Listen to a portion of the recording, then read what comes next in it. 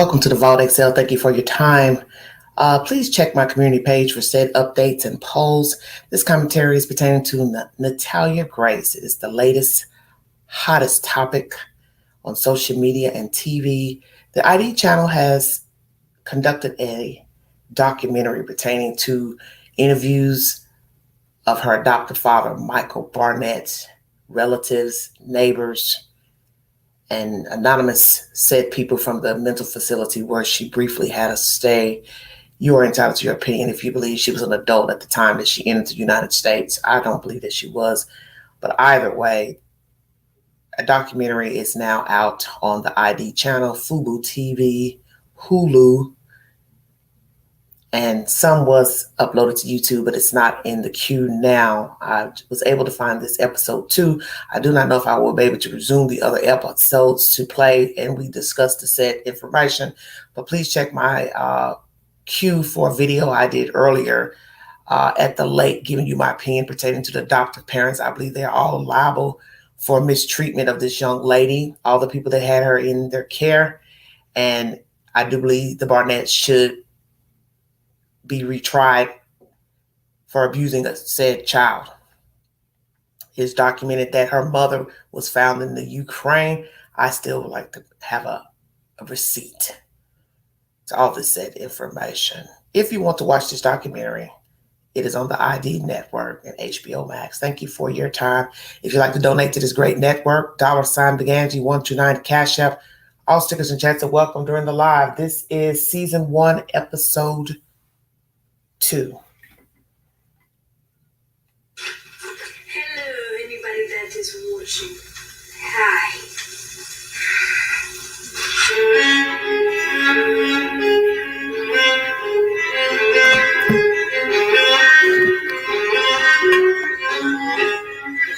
Hello, Brittany.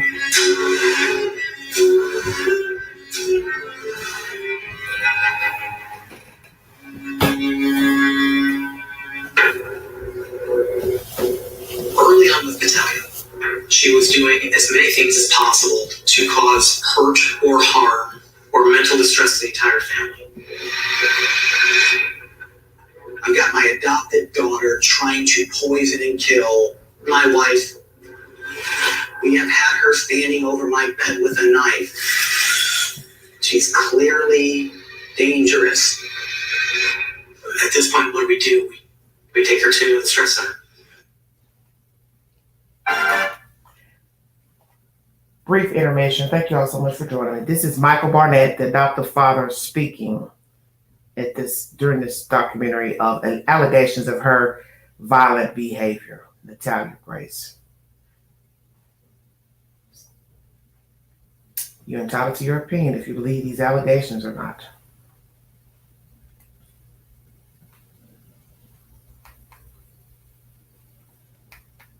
One second. Thank you. Hello, Miss Brittany. Thanks for joining me, hon.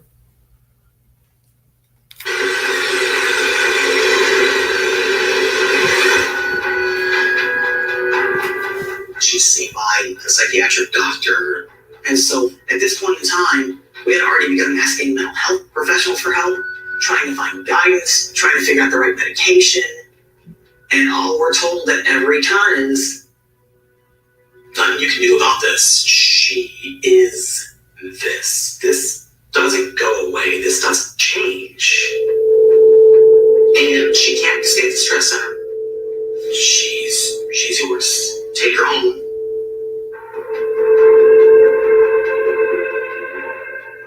But they did say, you can't let Natalia have free roam of the house anymore. You need to put a latch on the outside of her door. And anytime she needs food, bathroom, whatever's needed, you need to escort her through the house.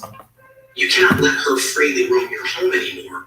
At this point, we haven't done anything as a family for a long time. We can't go eat dinner together. We can't go to the grocery store together. We are always on guard for things. We don't do anything. So, it's my son's birthday.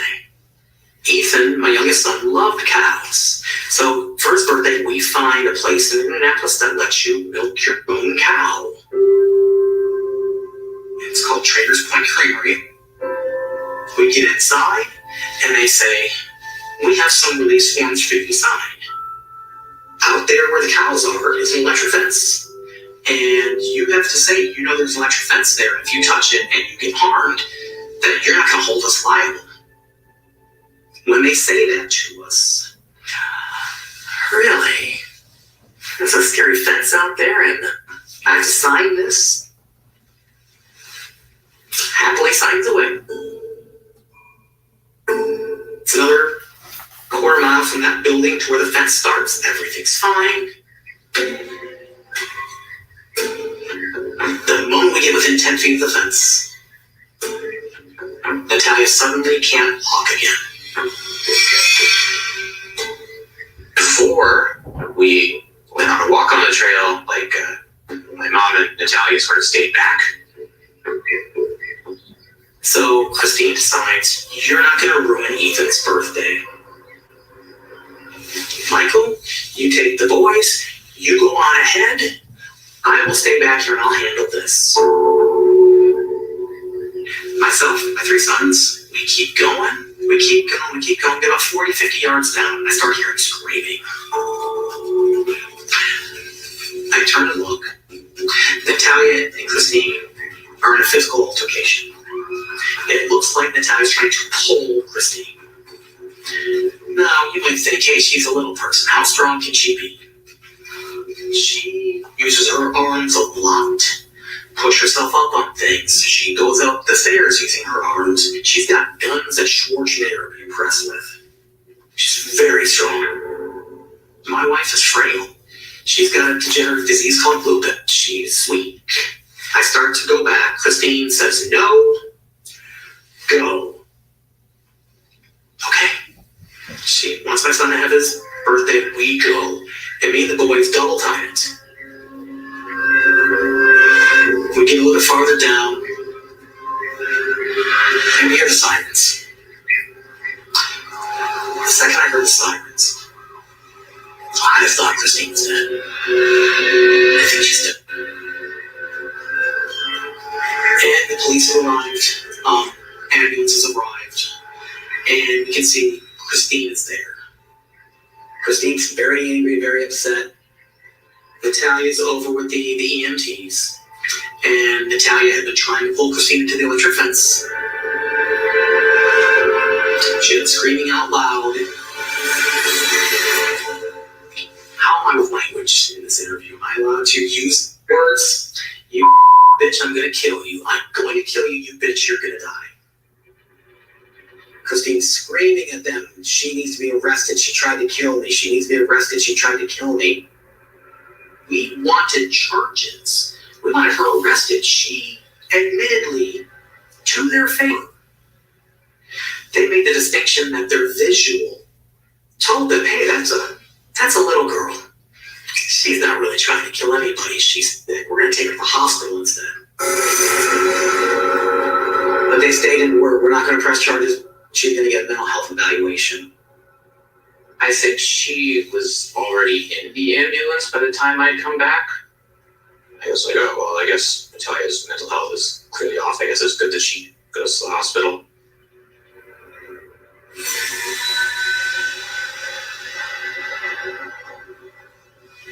I felt a sense of relief, it can be a little safer. Christine and I said, she has to go to a hospital long-term and get help. We didn't know how long. She can't come home until she's better. When Natalia was in a state mental hospital, she was under 24/7 observation and care of 90 doctors, nurses, orderlies, therapists, etc. While she's there, she admits openly and freely that, yeah, I'm trying to kill her. And by the way, I'm going to tell you, doctors, and I'm going to write this in my journal, I'm going to kill the boys too. And here's specifically what I'm going to do to them. I am going to stab them with a knife while they sleep. I'm going to drag their bodies out of the house and I'm going to put them underneath the deck out back. Natalia drew this picture immediately after being admitted to Woodward Carter State Hospital. It says bye as in goodbye.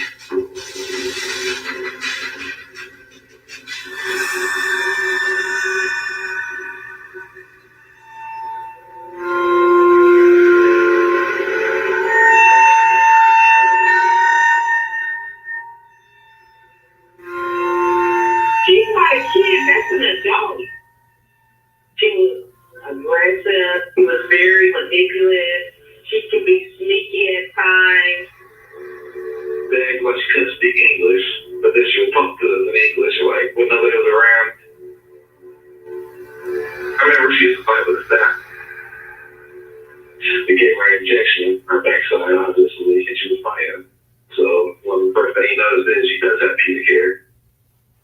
She was all adult. I mean, the cooking, the talk. I remember seeing how mature she was and how busty she was. Her clothing became very. She talked about sex a lot. She was on the table, and there were a bunch of male patients there, and she was talking to them about being a boyfriend. After a couple weeks, we get a phone call from them. You gotta come get her. Why? Well, they tried to be really delicate with it. Natalia was propositioning the men. What are you talking about? You're a pizza maker in the All making. right, everybody. With it. Brief commercial. Do you believe these allegations alleged against this young lady? Very interesting.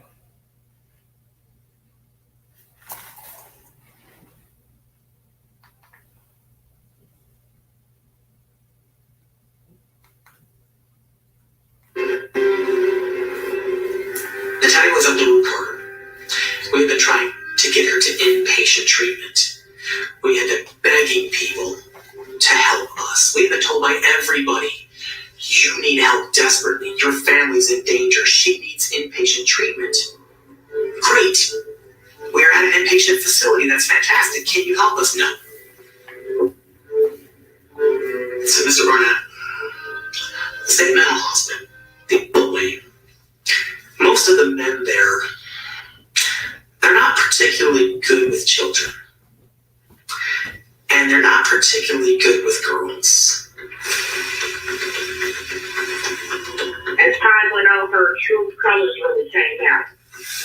Always lingering around the male patient. She talked about sex, and you have to tell her that's not appropriate. Do you recall her being very sexual? She was talking about dating them, wanting to have a boyfriend. They were excited. They were very excited. The language that she was using, with the males, I was shocked. Let me rewind There that. was a mention Who was of her excited? doing Hold on. dating them, wanting to have a boyfriend. They were excited. They were They were very excited. excited. Interesting. The language that she was using, with the males, I was shocked. There was a mention of her doing sexual favors for money. So, after a month, they need her out of there because bad things are about to happen with all the men in the unit. Take her home. She's gonna kill us. Sexual favors for money. So, after a month, they need her out of there because bad things are about to happen with all the men in the unit. Take her home. She's gonna kill us. Can't help you. The danger we've been in isn't going anywhere anytime soon, and it can't be controlled.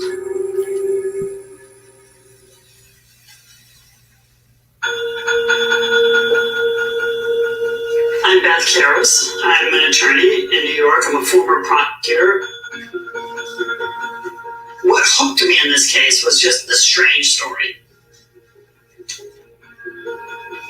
She's had, but in my opinion, there are questions. A lot of questions with this case. The fundamental rule in all investigations is that you follow the facts wherever they may lead you. There are some things that just don't sit right with me. If she's actually threatening to kill them, you gotta go to the police. Right.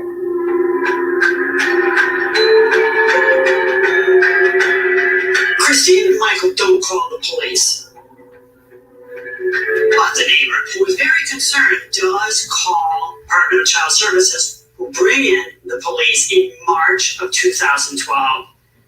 They get a report of child neglect of Natalia. March comes. Christine and Natalia are having the who are you fight. Christine wants Natalia to write down people she's lived with, places she's been. Tell us about people you've known. And this night, Christine decides that the most effective way to make you tell me who you really are is you no longer have a bedroom or a bed. You sleep outside. Grab your blanket. You're sleeping on the back deck. Natalia's out there crying. Finally, like 3 hours into this, well, I told Christine, I can't do this. I get up. I'll let Natalia in. I get her back to her room. One of the neighbors called CPS. So CPS shows up in the door, Child Protective Services, with a detective from the local police department. They come in, they got this call, and we're neglecting Natalia. The detective for the Westfield Police Department, within 10 minutes, takes a look at the surroundings, takes a look at the paperwork, listens to us speak for a couple minutes, and he immediately realizes he's not here to protect Natalia. He's here to protect my sons. He knows instantly they're in grave danger. Detective Klaus, he conducts an investigation. He comes back and visits us. He's got a picture of Natalia from when she was naturalized here as a U.S. citizen in 2008, when she first got here from the Ukraine. He's got her naturalization information, basic vital statistics, stuff like that. Natalia admitted to Detective Klaus that she was told her new birthday at the orphanage in Ukraine. That new birthday being 2003. Another thing, Detective Klaus showed her a picture herself in the picture. He's not 100% convinced the girl in the picture is even her. Another interesting thing he mentions to us is her height. 4 years ago, when she was naturalized, she hasn't grown a centimeter. I don't care what kind of dwarfism you have. If you're a 6-year-old, you still grow. He informs us he believes that her Ukrainian birth certificate is all bogus. Here's his business card to an attorney. You need to go to them immediately. You need to correct her age. What are you talking about? Correct her age? You can't just take an eraser to a birth certificate. I had never heard of such a thing. It never even crossed my mind. I just thought we have an adult who's masquerading as an 8-year-old, and that's what it is. So he explains to me, foreign-born children often have inaccurate birth records, and sometimes it needs to be corrected. This is our legal recommendation from the police department. We have it in writing from them. So the only way to protect the entire family, I have to prove she's an adult and that she definitely has a fake Ukrainian birth certificate. Christine and I, again, we reached out to the adoption agency when we asked them, can you help give us contact information for her old family? We have got to find out what's going on here. They said, no, we can't. The answer is always, it is a closed adoption. The other family does not want to surrender any information to you. It is not until I got a phone call from the secretary of the adoption agency a little bit later that day. And she said, I can't tell you where it's from. but check her luggage closer. Really inspect those backpacks. So, go upstairs in the house, get the backpacks out, start rummaging through it. There was a little ID tag inside of her bag when we adopted her that had the original family's information on it. What are their names? Gary and Diane Ciccone. All right, everybody. Gary and Diane Ciccone. They're the start of this mess. We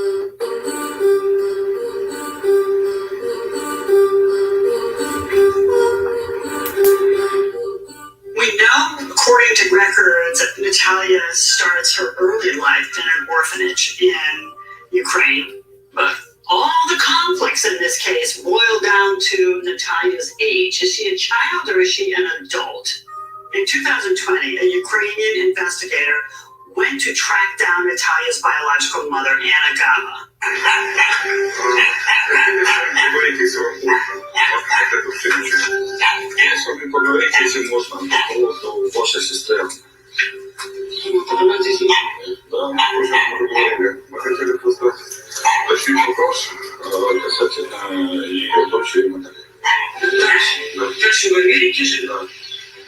Разобраться по-настоящему, что произошло. Что произошло? Оставила она ей это заявление, а потом приняли пригласили. Это, кстати, Алло, слышишь, тут приехали молодые люди насчет твоей Наташи. Они хотят там что-то пообщаться, сейчас я им дам трубочку, пообщайся. Какие молодые люди? Что Они просто не смогут, Ваня. Нам надо просто... Посмотрите, я такая же Татьяна, мы с тобой.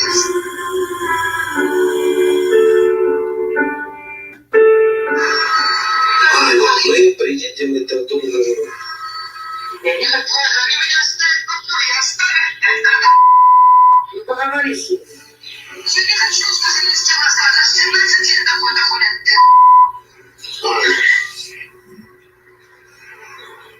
This woman, Anna Gava, who is supposedly Natalia's biological mother, just said she's been going through this saga for 17 years. Well, she said that in 2020. Do the math.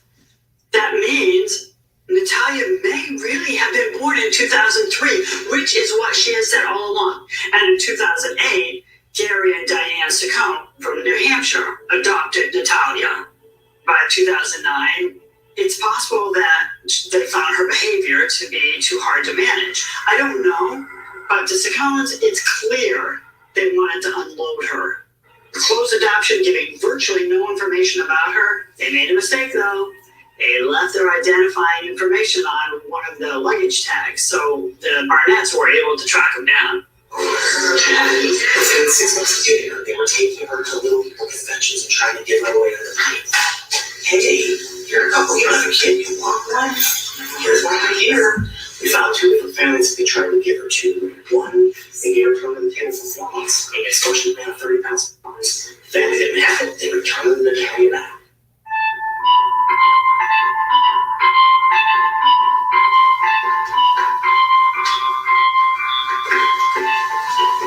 My name's Judith Irving, and I'm from a little town in Indiana.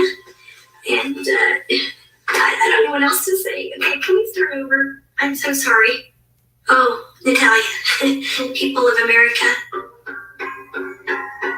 Little People of America, an organization where people with dwarfism can meet and come together once a year, and we're there for each other. We help support each other. We're friends with each other. It's often where we meet our husbands or wives or our best friend.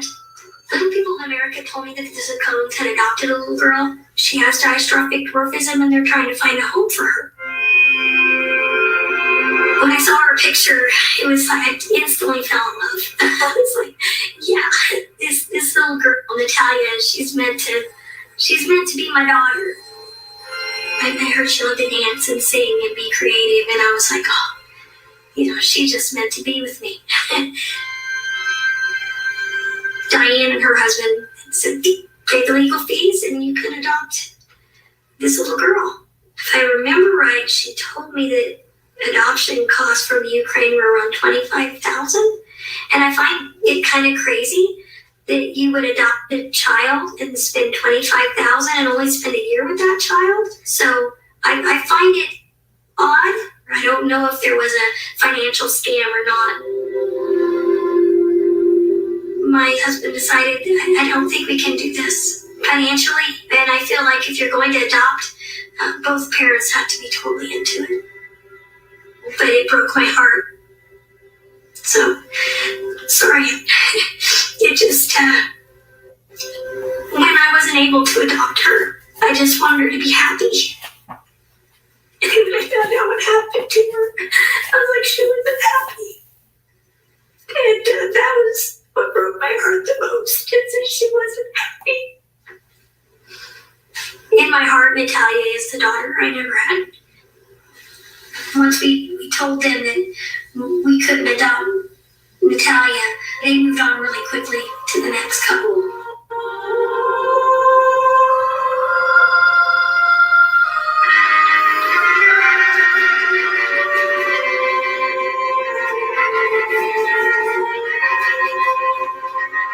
My name is Robin Ferris, and this is my husband, Dwayne Ferris. Back in 2009, we received an email from the Little People of America asking us if we might be interested in a possible adoption of a little girl named Natalia. And she hooked us up with the adoptive mom, Diane Ciccone. She had asked us if we would cover her previous medical expenses. So right then and there, we started to get concerned. We thought salesman of sorts trying to sell Natalia to us. So we said, heck no, we're not going to do that. We're not going to pay for anything that occurred in the past. And I think she harped on it a little bit, but then eventually she gave that up. Another red flag that we were concerned about is why Diane adopted her and so quickly wanted to basically get rid of her. We were concerned about her mental health coming from an orphanage in Ukraine. So we did ask her if we could please have Natalia evaluated for a psychological evaluation to see where she stood on that. And Miss Diane said no. Why would someone, if they didn't have anything to hide, why would they refuse a psychological evaluation? Yeah, definitely shady, weird, definitely red flags. Mm-hmm. But I was still interested. I still wanted to pursue. Arnold Holgrace. All That's that right, nutrition. brief intermission. Red flags. Why did this family want to get rid of this child, going from one family to the other? This is now family number 2. Thank you for joining me. Very interesting information.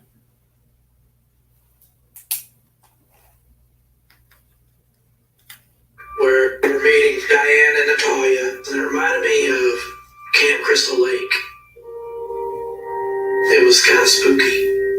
We had some concerns because the driveway was super steep and it was gravel, and us, having physical disabilities just like Natalia, we were wondering, wow, how did she get up and down the gravel driveway? Because when we first saw Natalia, she didn't have shoes at all. She has these slippery braces on her feet.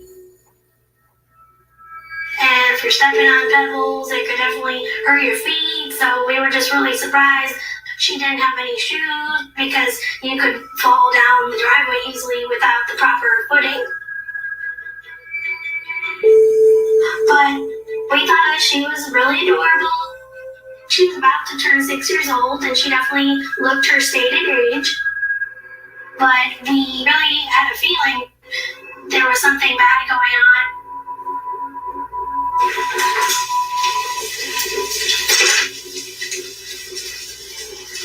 We're both Christians, and everybody, in our opinion, has God-given natural gifts, and one of his gifts is the gift of discernment. to the regular average world. It would just be more of a sixth sense or an intuition. I have a really good lie detector. That's with Diane and Natalia. I knew that they were lying. She was withdrawn and quiet and didn't engage. Yeah, she would look up first to make. I asked her what the Ukrainian orphanage was like. Oh, yeah. And she gave an uncoached answer. It was obvious. Yeah, she said it sucked. It sucked. And then Diane interrupted her and seemed surprised that he said that and said, "Oh no, it wasn't that bad. You were fine." It was almost like Diane had to give her approval For her to come out. Yeah. And then as soon as she said what she was coached to say, she went back in. I've never seen another person do that. Even in movies. Yeah. Even in The Exorcist. It scared the out of me. I can feel evil when I come into a room. I couldn't really put my finger on whether it was the situation that was evil or Natalia. There was something wrong with her. And I think that's the first time I've ever completely trusted that intuition.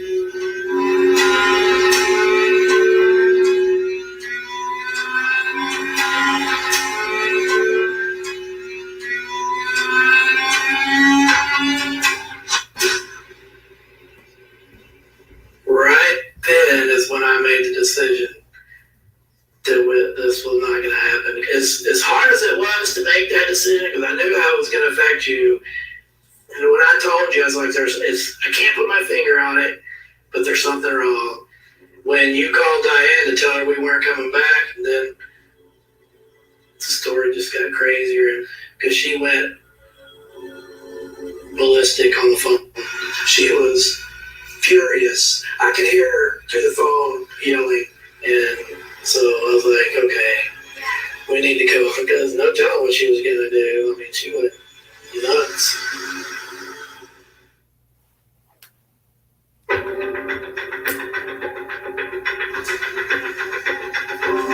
Christine Barnett tried to contact me on Facebook not long after they adopted Natalia, and I wouldn't talk to her. I knew that things were not right. I don't know if she's trying to get me on her side or what she's trying to do. I don't know. But I'm not going to entertain even saying hello to her. The Barnetts claim that Natalia had threatened them. So what even if she did threaten you? You're the parent. I'm a teacher. I have 600 students. Some of those are from really rough families. And I've been told I'm going to cut you up. I've been told I'm going to drink your blood. I've been told all kinds of weird stuff. That child needs help. So you get that child help. So, yeah, I find actually being scared of a child, when you're a full-size grown adult, a little ridiculous. So I started posting on an adoption message board asking about if anybody had any experience. But Natalia, what was it, like a year later, that Michael Barnett emailed me out of the blue and said, I think we adopted the little girl you were talking about. And he said her name, Natalia, some other things. I was like, yep, that's her.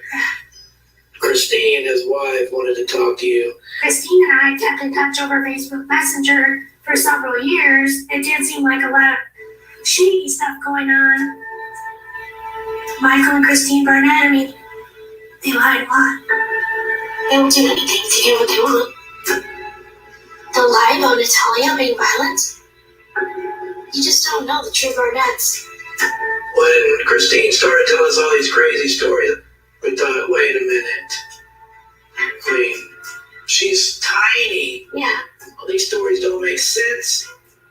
And so we started figuring it out that everything Christine told us wasn't the truth.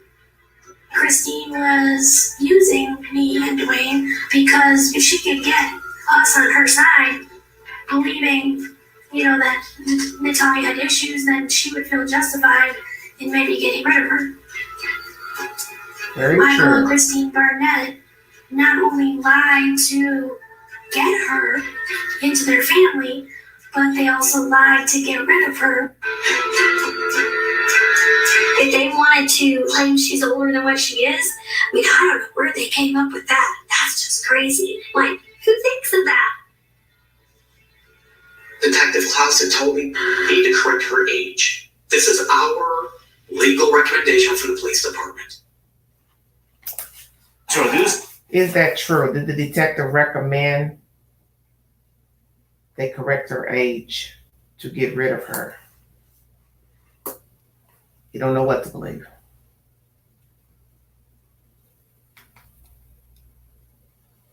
From my review of Detective Klaus's report, he had several conversations with the Barnetts, and unfortunately, due to his passing in 2015, it's impossible for us to confirm or deny the substance of any of those conversations.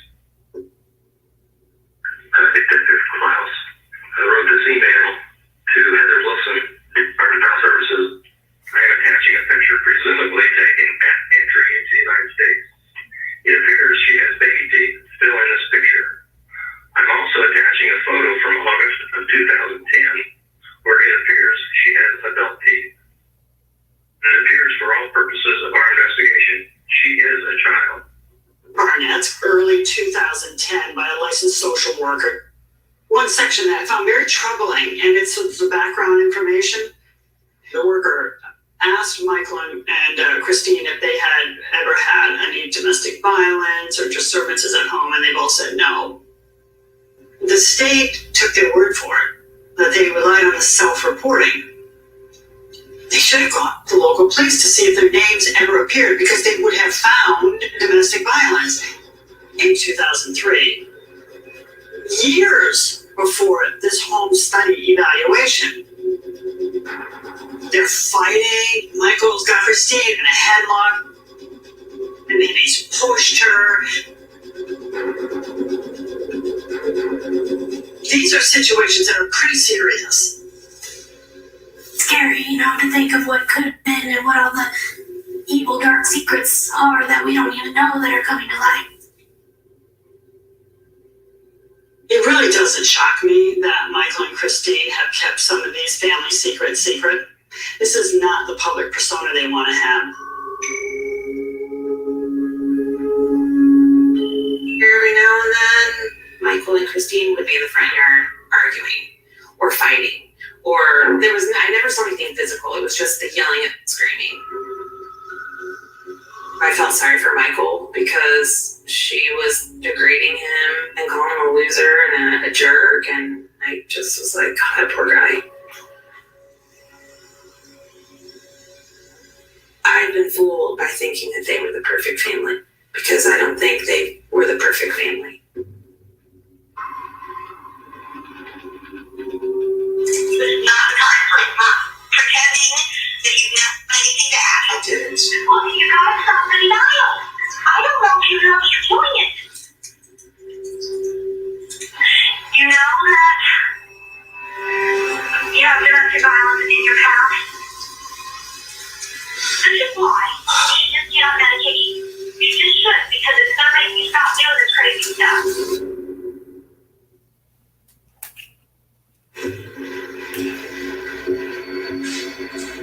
There were a number of allegations that Michael and Christine made about Natalia acting out in a violent way. Most of them happened within the home, but the bottom line is every incident was told from the Barnett's perspective. But the last one was different. The Traders Point Creamery incident had witnesses. Chris worked at Traders Point Creamery as a herdsman from 2012 to 2015. There was some crisis on the electric fence. Officers were called and that we needed to take them down to where the individual was. So I was under the impression that when we got down there that there was going to be a little person who was distressed, very emotional. When we get down there, the caretaker seemed to be the one who was the emotional one of the two. and the little person seemed to be more calm and rational about the whole situation. There was no mention of the caretaker being at risk or anything like that. Natalia had been trying to pull Christina to the electric fence. She had been screaming out loud, "Bitch, I'm gonna kill you. I'm going to kill you, you bitch. You're gonna die." So, I was there with the officer. I don't remember any of that being said. I don't remember there being any threats about I'm going to kill you or anything like that. I just felt like the situation had kind of been overblown and was not really that big of a deal. Like, I have a fairly good memory, and I'm positive I would remember that. The biggest thing I remember is thinking that if I had to deal with the adult caretaker, that I would be really frustrated just because it felt like she seemed to be making the situation worse. My name's Marco Stedler, and at Traders Point, I was the farm manager. I got a phone call from one of my employees saying, "Hey, we've got an issue. There's somebody on the walking trail. They're having a crisis. What should we do? Can you turn the fence off? Or is it dangerous?" was also the question. And both the answers, I should say, were no, it's not dangerous. And also, no, I can't turn it off because it's already off, I think. That section of fence isn't even on today because the cows were in a different part of the farm. And so my response was maybe a little callous, but mostly because the threat was so hollow. I can't imagine taking a child's threats like so seriously. Being truly scared. Now, you can take their threats serious, but we're not even super strong. We're dystrophics. So we have weight problems. We have all kinds of issues that would make it difficult for us to truly overcome someone. We don't have the capability of truly hurting an adult, unless, there was firearms involved. But as someone like me, I couldn't damage an adult. They could just hold me off. Exactly. That Natalia really did not try to push her into an electric fence and kill her, then it casts doubt on all the other allegations of Natalia's acting out that Michael and Christine have reported. I don't know, though, that anyone can get to the truth here because there are so many stories from everybody.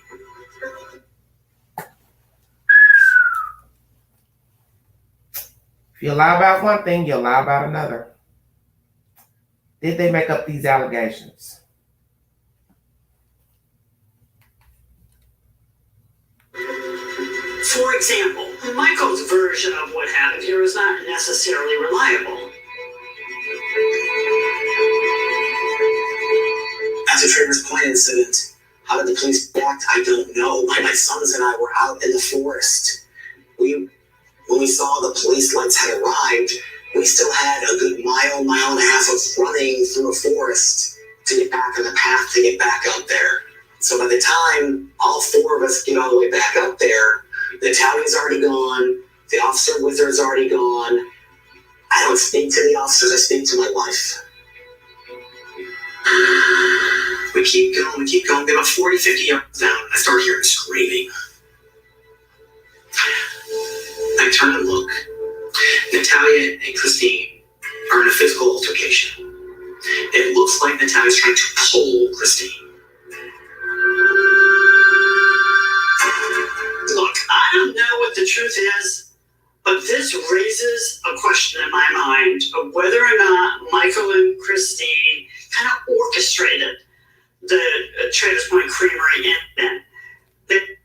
Let me stop right here. There's only 2 minutes left for this audio.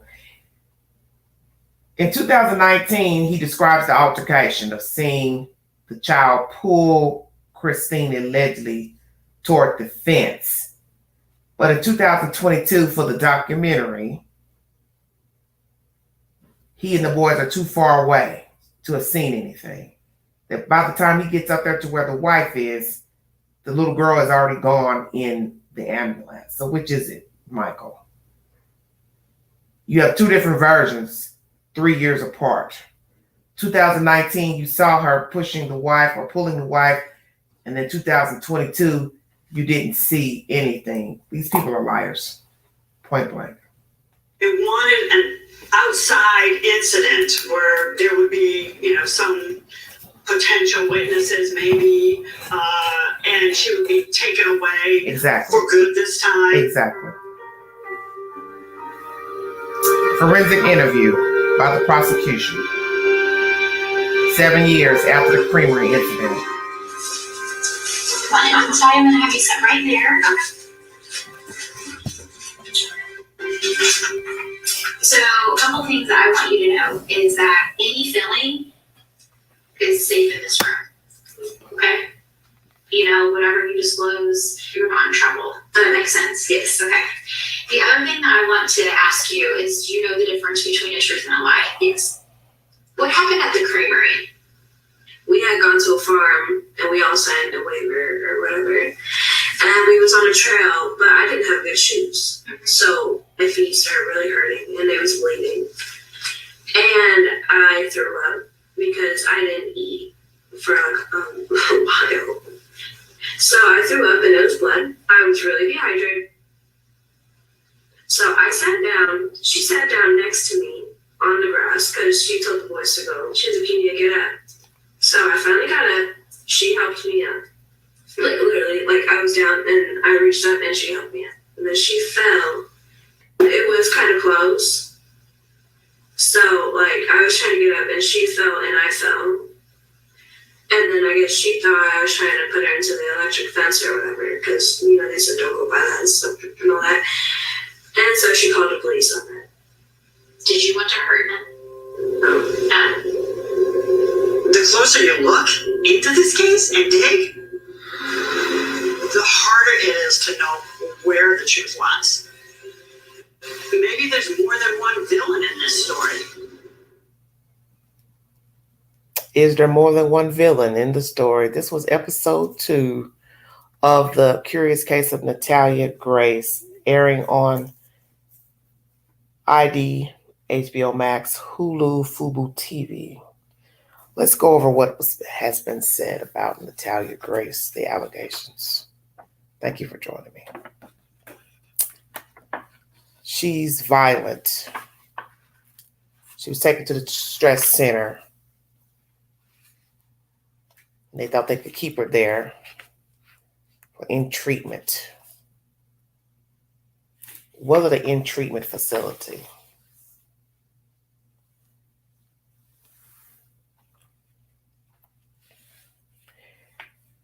They couldn't keep her, and they told them to come get her. When they brought her back, Michael claims they couldn't go anywhere, do anything, and was told by the center that she needed to be carefully watched, monitored.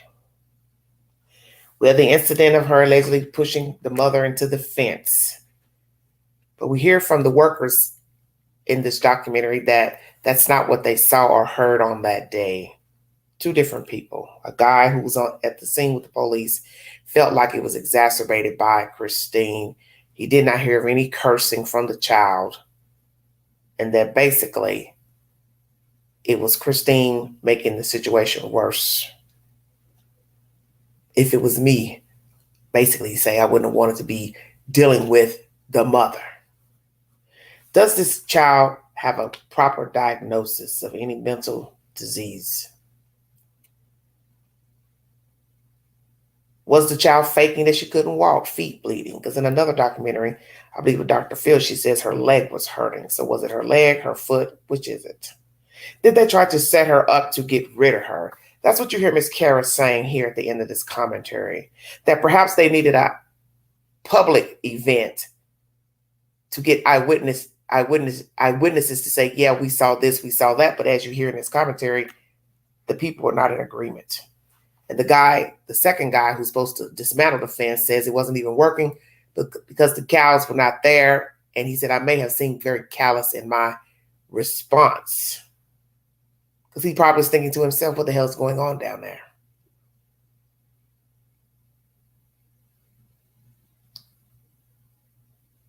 You hear Michael saying the young girl was very strong. His wife was frail because she had lupus. Police called. The one thing that struck me strange is he says this during this documentary. Christine is there. He's describing the situation of where she stood. This reminds me of Trezell West saying the same thing about the boys when he was gathering firewood. Please pay attention.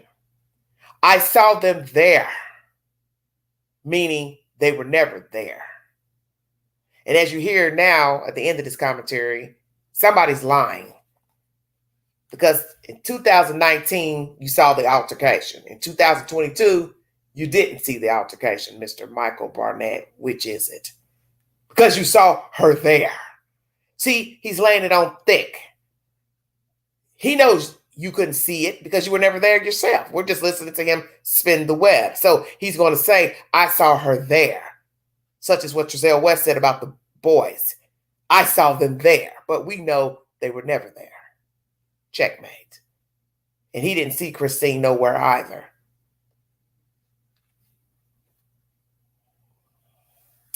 BITCH, you're going to die. The young man says he never heard that mentioned.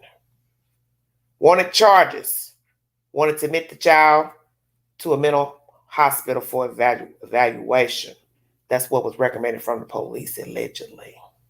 You have the older son adding on as well. It was a relief to have her gone a little safer.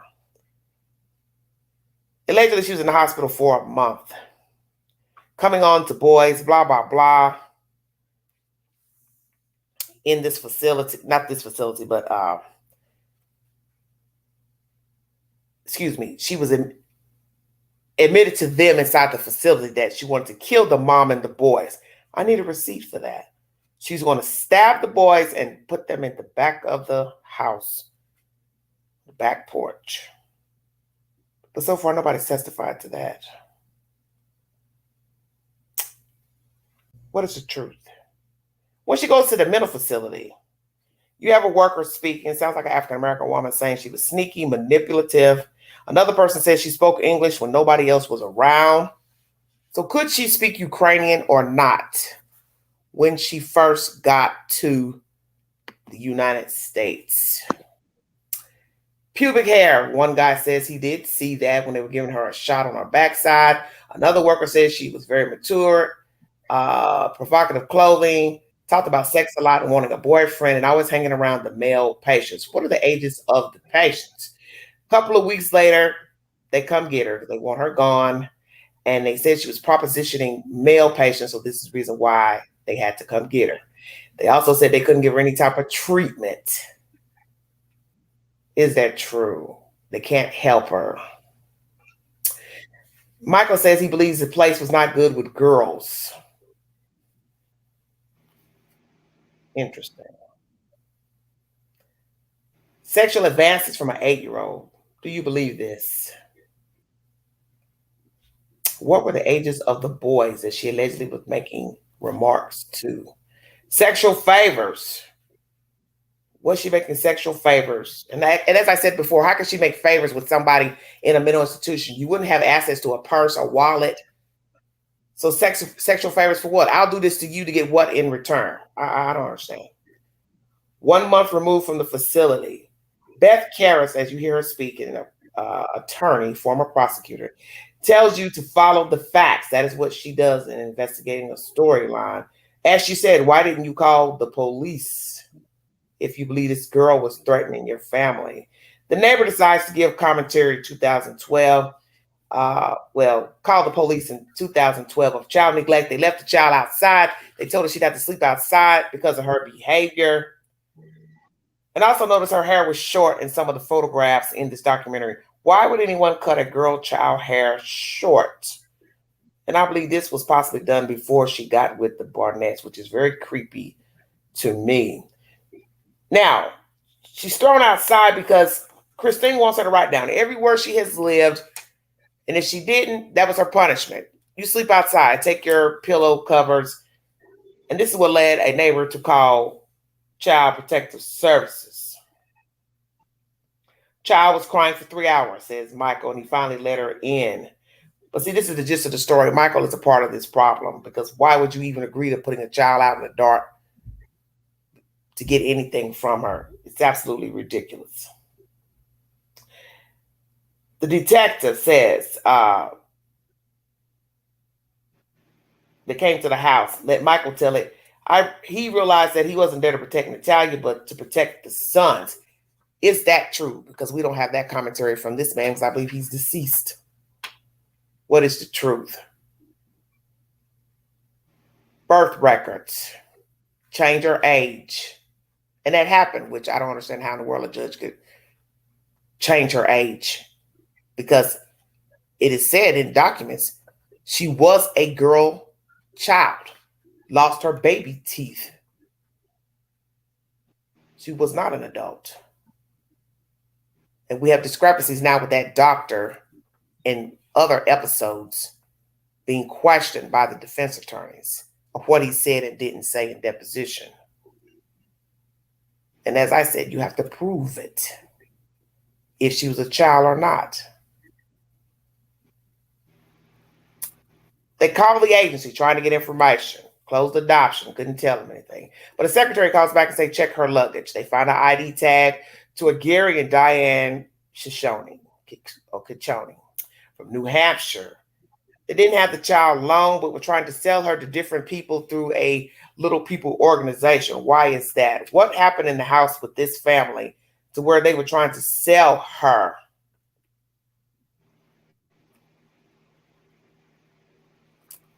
You also hear the mother or the sister talking in Ukrainian that they tried to throw out like trash when somebody went and found her to talk to her. How would you know that people in America were trying to throw her out like trash and she went from family to family? This leads me to believe that somebody was trying to get in contact with the family in the Ukraine to take her back, perhaps. Anna Gava is believed to be the mother. Says she's been going through the saga for 17 years. What is that saga exactly? Once again, have people been trying to get in contact with her to take her child back? Was the agency from the Ukraine calling her to say people were having problems with the girl child here in America?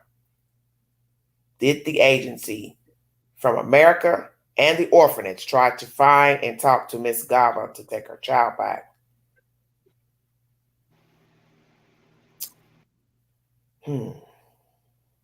6 months. Ciccone had the child and tried to sell her. 4 months with another family. Judith Irving was asked to pay legal fees, and that's when she knew something was wrong with these people trying to get rid of the child. Never heard of such and knew it had to be a scam. Then we have this other family, husband and wife, you hear them talking. And that husband realized something was off as well. I believe their last name was Ferris. Diane wanted them to pay the bills. This is 2009. Doctor bills. So is this the reason why the first family that adopted her wanted to get rid of her?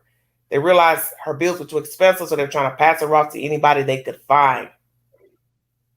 And that was Mr. Ferris's concern. Now, this is the second family. Why is anyone trying to get rid of her after only having her a few months, not even a year? He found them to be both shady, weird, and there were too many red flags. The wife asked to have her evaluated, but Miss Diane declined. And as she said, why would you decline to have a child evaluated and you're trying to get rid of her?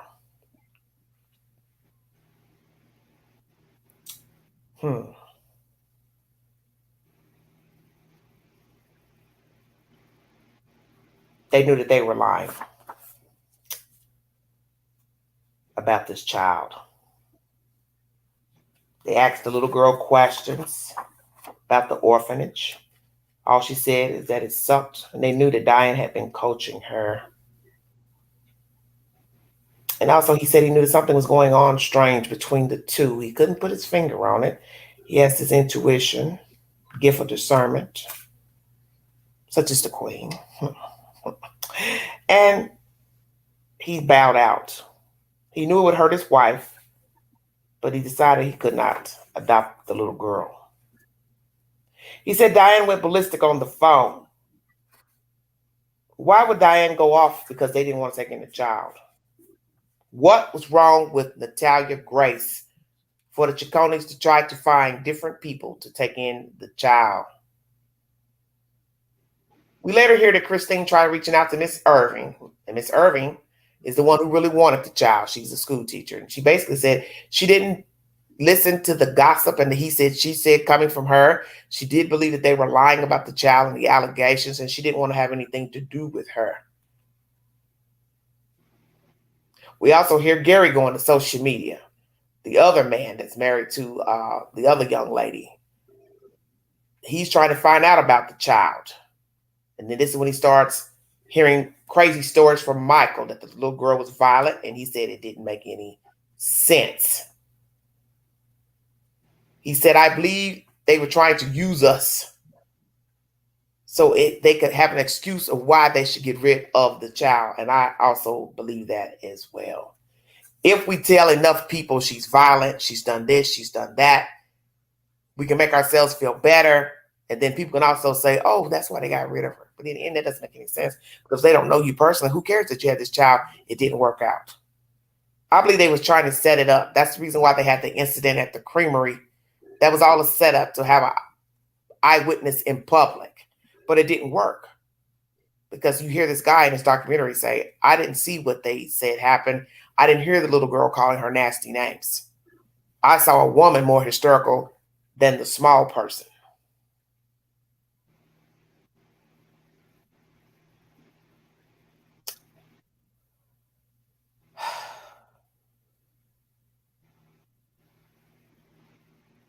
Rachel, the neighbor, said Christine would degrade Michael in public, front lawn. They argued a lot. She felt sorry for him. But this is also the same person that believed Natalia was violent, didn't want her hanging with her child. So I find that interesting. You believe these people are liars and that they fooled you into thinking they were the perfect family, then why in the world would you believe the allegations against Natalia? Once again, all these allegations thrown against this child at that Creamery, all of that was overdone for theatrics because I believe this was the plan to try to get rid of Natalia.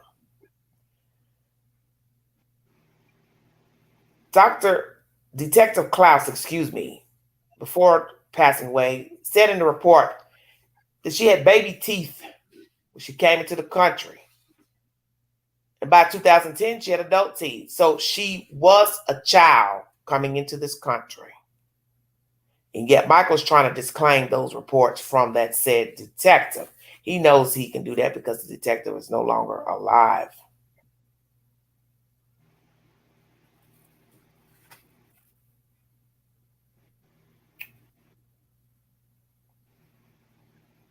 One of the workers said he would have been very frustrated if he had to have dealt with Christine that day at the Creamery because his assertion is not the same that Michael gave.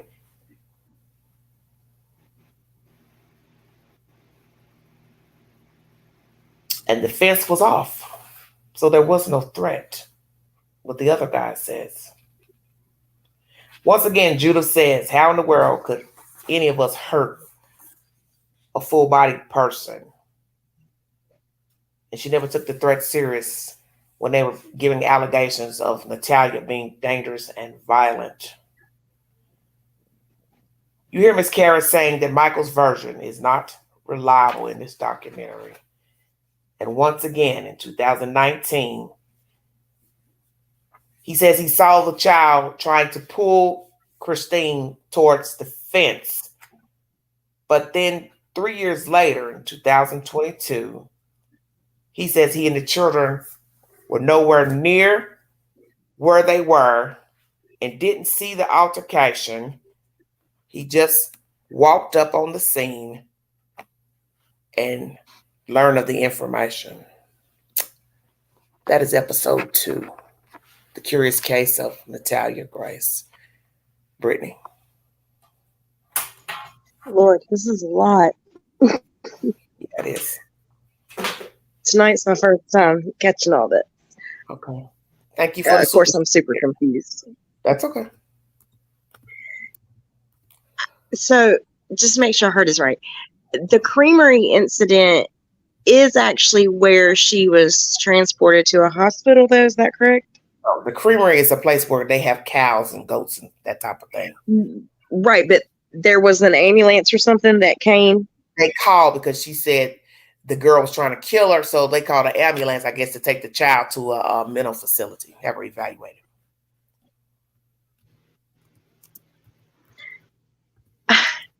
Because that is seemed kind of odd to me, because it makes me feel like that there would be something going on for them to agree to take the child. I don't know, but it also does seem very staged. Mm-hmm. It was. That they were, separated from the dad and the other children. And he changed his version 3 years later. And ultimately, a electric fence isn't going to kill you. It's not. So I don't know. This is all very odd. And the leaving her outside, that's super troubling to think. I don't know. I really don't. I got to watch some more to get completely caught up. There's so many different families, and so I will say this, and this is maybe prematurely speaking, just because I haven't watched everything. I do believe that the little girl may have some issues, no doubt. That's no doubt. I've already said that I'm not here to say what she did or didn't do, but some of the things seem exaggerated or not factual at all. Right. Because I mean, just with the history, and then the mom saying this is a cycle that she's been through for a while, it does seem like that's an issue. I'm super confused on the re-aging of how that even happened. Well, they got a lawyer, and they got a lawyer and a documentation from the doctor. So once you take that to the judge and say, hey, the doctor is saying, I'm seeing this with her bones and blah, blah, blah, that she's older, the judge signed off on it. I find that really strange. Well, Florida's a strange state to me. Just from a lot of the crimes that are taking place down there, the people being able to walk free, and it's just the state is strange to me. The people are strange to me. Not saying all, but some strange stuff go on in the legal system down there. I mean, not Florida, but I keep wanting to say Florida because that's the agency they use. Indiana, but Florida's on my brain for some reason. But that's the original agency that the Barnetts went through. So where's this child now? My understanding, she's still in Indiana. Alone? I don't know if she still lives with that family or not, because now she's deemed an adult, but I'm assuming still with the family. I don't know. Oh, wow. Not the adopted family, but the last people that adopted her, the biracial couple. Oh, okay. See, I don't know who they are yet. I'm going to have to go watch this. Yeah, they're the Mans. It's a black man and a white woman. They took in some kids and they took her in because they found her alone. The wife found her alone at that last apartment where she lived, and she said she needed somebody. So it went from there. And then next thing you know, the little girl turned over her Social Security benefits to that lady, Miss Mans. And then it goes from there. Dr. Phil ended up interviewing them. So you have to watch the interview. And they reportedly had any problems with her? They said no, not just your standard, issues, but nothing violent, nothing with knives, nothing sexual. They also said they've never seen a period ever. So I don't know. Those were the claims from Christine, that she had a period. She saw some type of remnants of blood on some clothes in a closet.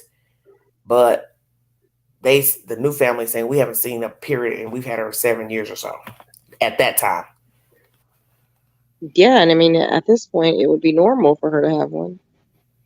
You would think.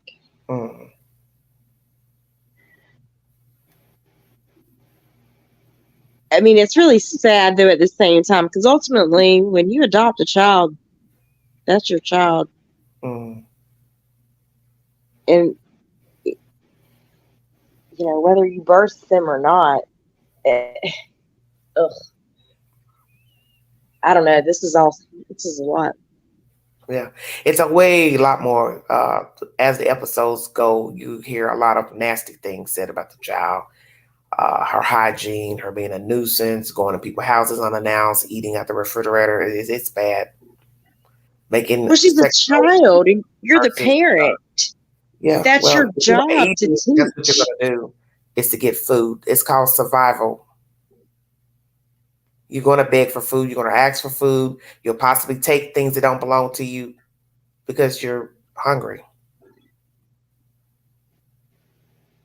And that's interesting to say that about being hungry, because what we did hear her say in that episode, that she hadn't eaten in a while or something, Yeah, and that she felt sick. telling the story. She was telling the story then.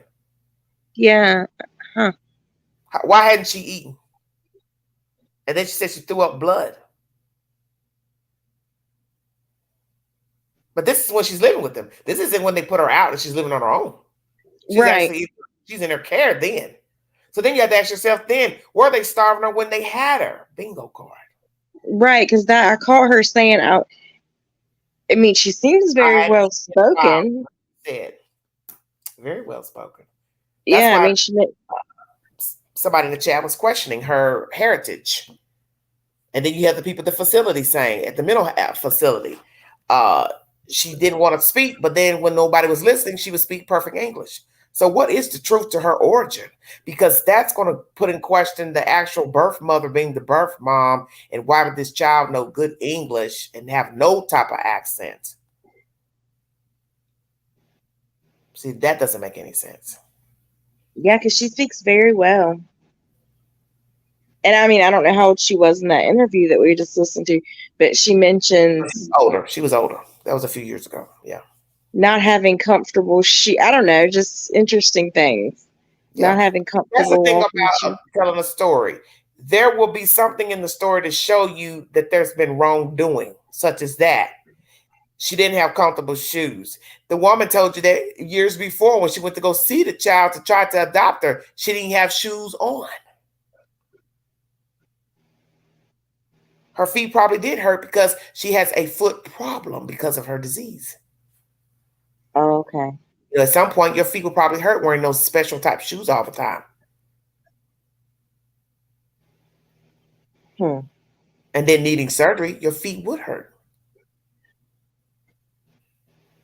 And then this is the same person that will punish you for hours on end standing facing a wall. So see, you don't really know what was going on in the house with Christine and Michael and the other boys.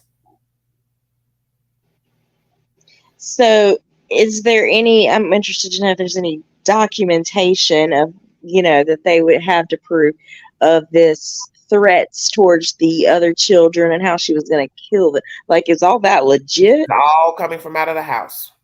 Okay. That's what you heard Kara say in this documentary. Everything is from them until you get to the Creamery incident. But still nobody verified that she was calling the lady nasty names or threatening to kill her. That's still their version.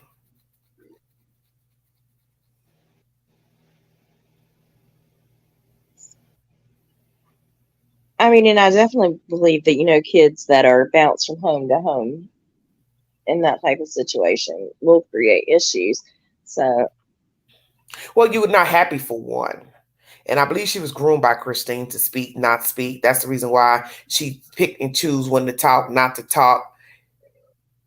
She didn't know when to talk, what to say, because that's the whole point of lying. You're going to trip up at some point. You're going to tell some bit of a truth at some point. Okay. But they groomed her. Just like you heard with the Ciccone family. That's in the beginning. You hear the family in the interview saying, they're asking her questions and she acted like she couldn't speak, she couldn't talk, and the woman was answering questions for her about the orphanage. How do you know what the orphanage was like? You weren't there. You can't say what her days were like at the orphanage before you adopted her. Right. So she's been groomed by different people, not just the Barnetts. She was originally groomed by Miss Diane, her husband, the people that originally adopted her. And why did they want to get rid of her? Too expensive? Because once you adopt a child, you're liable for their expenses, healthcare. So, okay, she's costing too much money. We got to get rid of her. But to sell her, who sells a child? No, it's all of it's strange, very strange. And then going on this little people site to sell her. You can't make this stuff up. Then go to a regular adoption agency. Let me go through this site with the little people and see if any of these little people want to adopt her. Yeah, that's weird. Mm-hmm. And then they network through this agency down in Florida. And that's how the Barnetts came on board.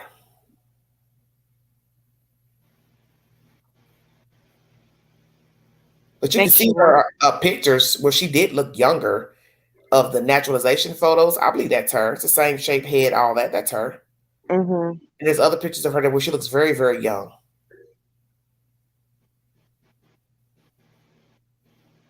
Strange. It's sad you can't believe what the people are saying because you really don't know. Well, this is what's wrong with the world. People will believe you only according to how you treat them. And they treat you. But that doesn't mean you know them. You can just say, well, I know her from work. She seems like a nice lady. She got 2 kids, a dog, a cat, blah, blah, blah, blah, blah. But that's not really the person. That's just who they represent at their job. As you heard in this commentary, they had a lot to lose by people finding out they're getting rid of this kid. So they had to come up with something to try to get rid of her. And I believe that all that shit was done on purpose at the Creamery. All that was to get somebody to verify that the little girl was acting out, but nobody verified it. And all the allegations haven't been verified. You just have different people saying nasty things about her here, here, here, and here. I'm not saying she didn't say some derogatory things sexually, came on the little boys, men, whomever, but that leads me to believe still she was groomed. And if you're groomed to lie, you're groomed to do some other nefarious behavior. And for all I know, these different families she lived with had her around sexual content, and I believe that. And I believe she was violated. Yeah, it's very possible.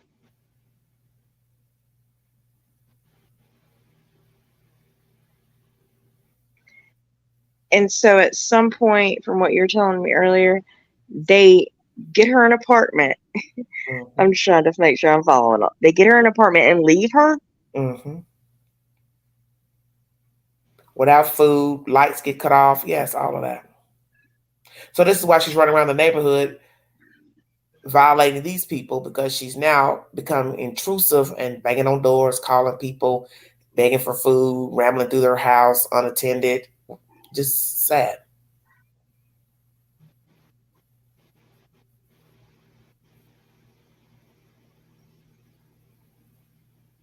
Yeah, that's odd. That's strange. They should be in jail.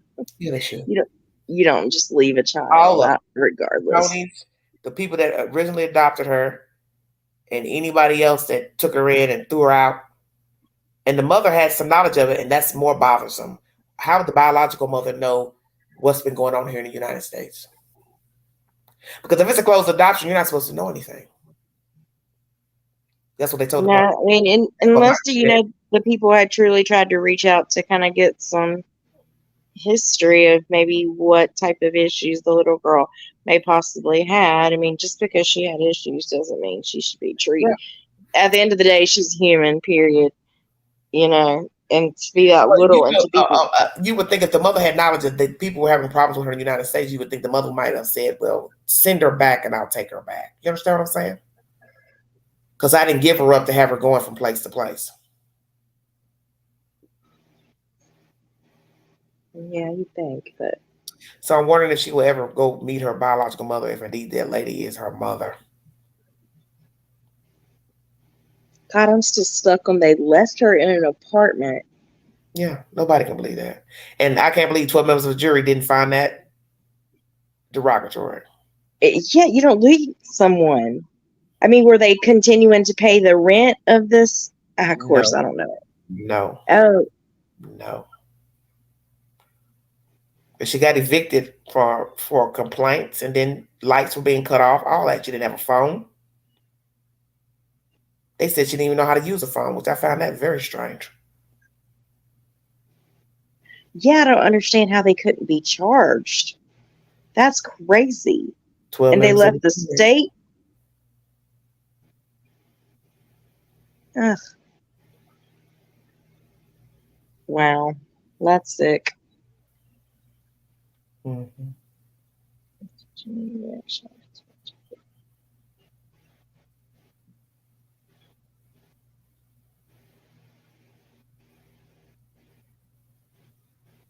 I was reading the comments. I don't believe anything that's been said. Not all of it. Yeah, and no, not all of it. Definitely If you've been not. caught in lies about what actually happened at the Creamery, you've lied about other things, and that's what Miss Karras has said. If you lie about something, you lie about something else. So why would I believe the other stuff you said if you've been caught lying? And they groomed her to lie because they're liars. Think about it. Only a liar would groom somebody to be a liar. Mm-hmm. That's why she doesn't know what to say when people ask her things, because she's been groomed by different people to say different things. Yeah, don't tell these people you're really miserable as hell with us and we're trying to get rid of your ass and you had a problem at the orphanage because we're trying to sell you, so we need you to be happy and chipper. Well, and it's very possible that, she was miserable there. Mm-hmm. And that's why she acted out. Yeah. But she still wanted to make it work, though. You hear her say that. She wanted to make it work. Oh, no, I didn't hear her say that. That's sad. Dr. Phil. But see, that's what people don't understand about children. They're resilient. Even if they're being beat up, slapped, talked bad to, some will still want to be with their parents, be with their guardians. Because they don't want to go into the unknown. That's why a lot of people stay in jacked up relationships. They fear the unknown worse than the situation that's already bad, that they know they don't need to be in. No. The logic is, why not go into the unknown? It's probably safer in the unknown than dealing with this bloke over here. But then I've heard people say, well, I'm going to stick with him because I know how he is. I know him. No, he don't treat me well. He's disrespecting me, but I'm going to stay with him anyway because I don't want to go out here and find a new person to do the same thing. She's a child. And I won't be surprised if she has some jacked up ways now. Why wouldn't she? You're walking around the world, you see that nobody really cared for you, wanted you. That's a terrible burden to carry around as a human being. Yeah, definitely. You haven't even started dating yet, where people really treat you like crap. Get jacked up friendships. Trusting a bunch of strangers to do right by you. Yeah, they said her parents erased all her contacts in her phone. Mm-hmm. Took her phone and erased the contacts out. What? I'm so she can't talk about it. Yeah, I just don't understand how they were not charged. That is so strange. Because they looked at her as an adult, 12 members of the jury. So she's on her own. Fuck it. That's what they said when they found him not guilty. She's grown. Doesn't matter that she's a little bitty person, can't reach the countertop, can't turn on the wash machine. Oh, well. Wow. Sick. And that's... But see, this is the joy of having a judicial system of trial by jury, bench trial. You still have the right to sue a person civilly. That's what she should do, is sue everybody civilly. She'll probably win. True. Because once you can get the mother to testify that, yes, this is my child, here's my DNA, she could win a civil suit against all of them.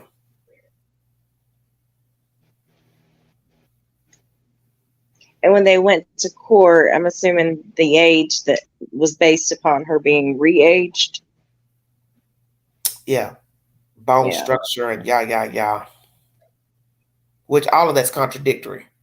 That's what I was going to say, with her not... It's saying something different. Wow. I just can't imagine, like Dr. Phil said, looking at a child in a house by him or herself. She could have hurt herself, fallen downstairs. She could have been kidnapped, assaulted, wrong person. She could have let in an apartment. She could have gotten a car with the wrong person because she was very friendly. She's really lucky to be alive. That's the truth. How do they expect her to survive? I mean, that is the craziest thing I've ever heard. You just leave her? What I just said. The jury said, well, she's grown. You found her not guilty, so obviously that's what you thought. We don't care that she's a little person. She's an adult. And you're basing all this on pubic hair. Do what? Wow. On pubic hair. That's what you took to the as your defense, she had pubic hair, so she couldn't be a child. That's not true. Well, everyone. A lot of young girls have probably had pubic hair at a very young age, probably 9, 10. I can't even remember when I got it, but I would assume I was young. So, hey, that's how they weighed in. Wow. How many episodes of this? 6. Is the series? They're like 40 minutes long, 42 minutes long. Lord, you're gonna have me up all night watching this. Well, I gotta know. I only have like 19 minutes left. You've already finished it? I got 19 minutes left for episode 6. Wow. I don't know. That's sad. That's really unfortunate. Yeah, because that's the problem with the story is everybody's more concerned about her age, but they've got photos that show she looks younger entering the country. I mean, that picture of her on the birth certificate and the naturalization paperwork, that don't look nothing like how she looked when she was living with the Barnetts. You could see she was younger in those photographs. Yeah.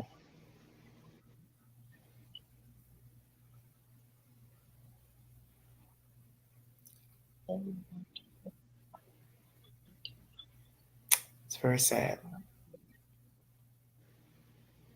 It makes you wonder what made them want to adopt to start with. I don't know. They had a charity. They had a charity. She had a daycare in her garage. So she was doing what a lot of people do, just putting on a facade. But deep down inside, they had their own wacky relationship and problems. And hell, they didn't need the children they had.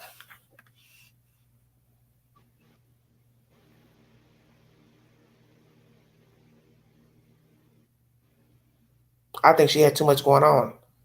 The daycare, the charity, trying to follow this gifted child around to different venues. She's just stuck with the 3 kids she had. Maybe she wanted a girl.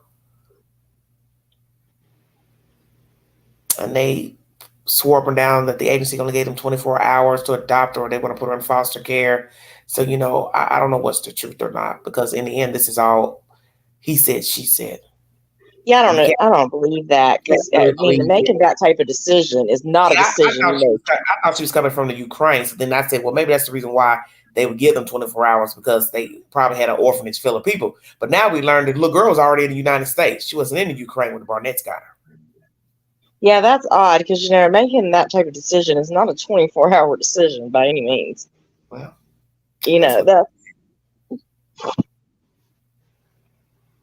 yeah, I'm going to have to go watch this. This is crazy. Yeah, it's a very crazy And there's case. so many different people involved. Goodness. Yeah, when you got people giving their version of, she said this, she did this. And that's all you're going to hear in the documentaries. A lot of negative commentary from the mental facility, the neighbors that lived in the first apartment complex, neighbors that lived in the second complex, and the commentary from the father, his son. It's all negative. That's what I was going to ask. Is there any commentary from the other children? One older son, that lives at home with the father. Because the other 2 children are with the mother, and allegedly he doesn't have any contact with his other children. They're in Canada with the mother. So they're no longer together. Mm-mm. Huh. Yeah, she deprived him of sex.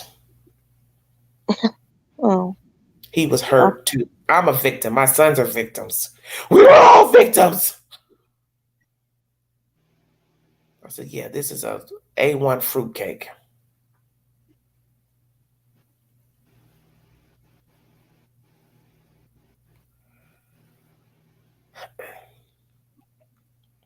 Yeah, it does make you wonder about the adoption agency. Yeah, he said it was in a bad neighborhood, strip mall, didn't look appropriate, blah, blah, blah. But it's too late now because you can't take it back. What happened? No, hopefully everybody played a role. And that's the gist of the story. That everybody played a role. Wow. Watched her stand there on that wall with the soiled gown, I knew what time of day it was. I said, these people are cruel, and they've been cruel. And she's probably been subjected to other nonsense by other people. If she did act out overtly threatening people, this is why. She was mistreated. So that showed in the documentary? Mm-hmm. I told you that earlier. But was it videotaped, or is it just to show the... Say it again. They videotaped her standing on the wall. What? You did say that earlier, but I guess I just didn't register that they would have... Why would you videotape something like... Why would you do that, number one? But that's what you're going to learn when you watch the documentary. All of the footage from the family is accusatory. That's why they were up to something. You don't have her on film doing anything wrong. It's just you asking her stupid questions. Why didn't you do this? Why didn't you do this? Why are you reading the Bible? Why do you do this? It was a setup. Yeah, because has she actually ever harmed anyone? They don't have just made threats. They have no record of her harming anybody.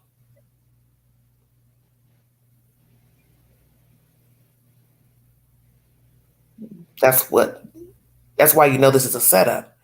You can't accuse somebody of something and then you don't set up any cameras to catch her. But every time you film her, you're accusing her of doing something, but yet you have nothing on film of her doing anything. Yeah, it sounds like they were trying to trigger her to get an episode out of her. Exactly. So they were doing their best to get rid of her, and that's what I believe, as you hear Miss Kara say in this documentary.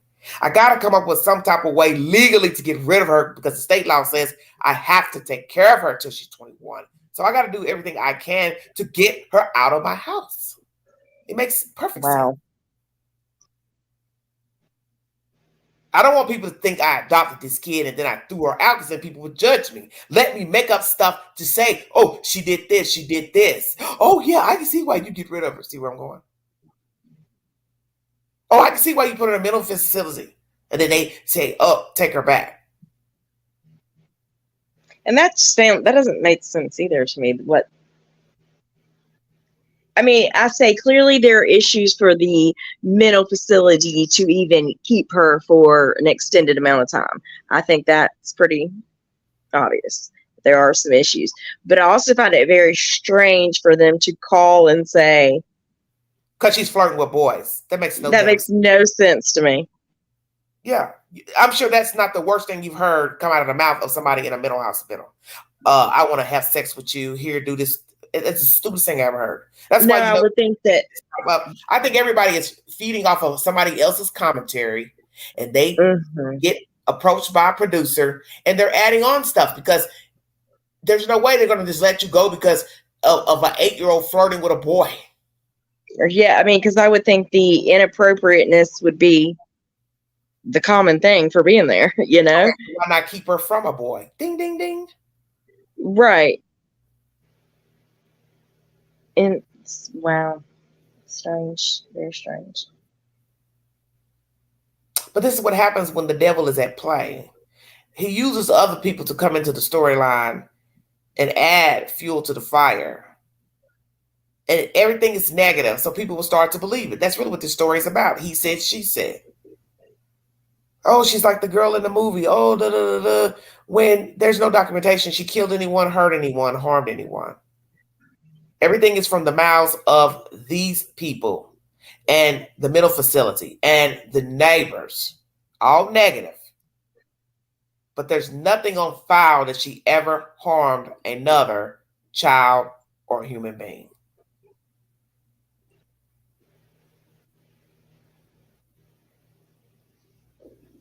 Sad.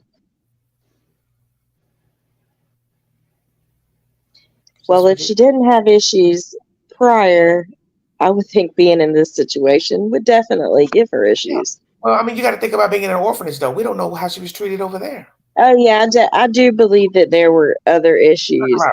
A place probably filled with kids, not getting any direct care, any direct attention. Could have been teased, fondled, any damn thing. Same thing with Coming to America. Same scenario. Lighter scale. The point is, you're not in these people's houses with the children. And you can go tell people any damn thing you want, why you don't want the kid anymore. I've heard it 1,000 times. He did this, she did this. But in the end, it's your word against theirs. You know, you don't have a house on fire. You don't have, you know, a gun under the bed or, you know, gunpowder on her hand and say, oh, yeah, they shot me in the leg. You see what I'm saying? Right. Just he said, she said. And it's the old saying, you said enough, somebody's going to believe it. Mm-hmm. I keep saying it, somebody's going to believe it. I keep saying it, I'm going to believe it. Even though I know it's a lie. And that's what they've been doing.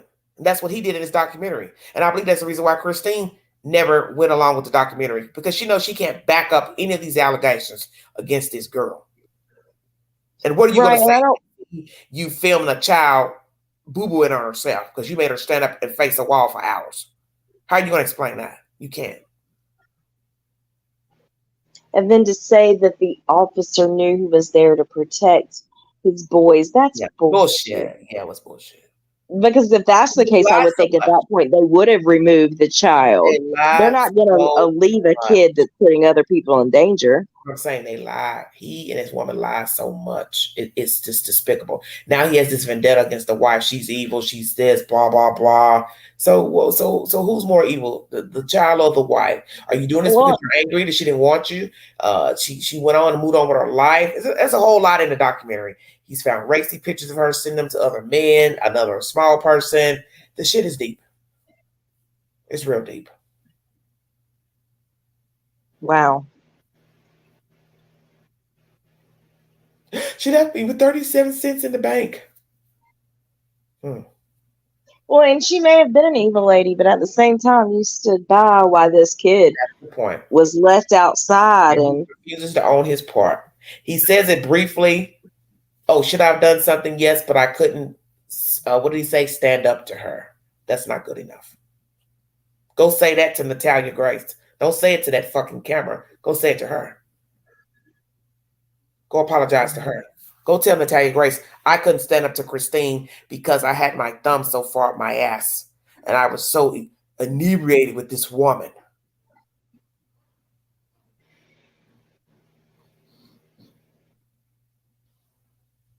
Sad.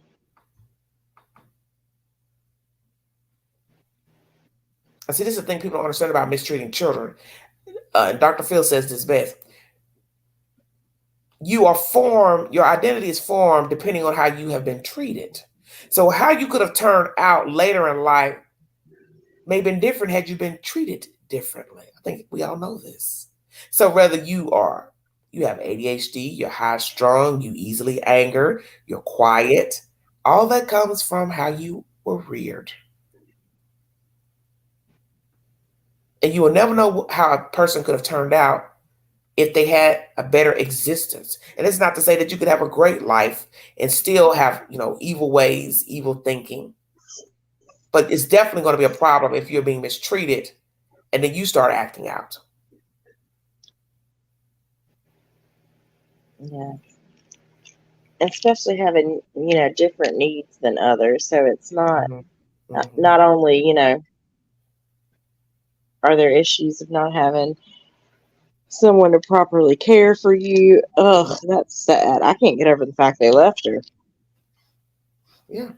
And she was a child. Like Dr. Phil said, it doesn't matter how old she is. You can't love her at 14. That's the only thing that was your concern, Christine, is that, I think she was an adult when I got her, blah, blah, blah. He's like, what's the difference? You adopted her. That's so strange, too, to say.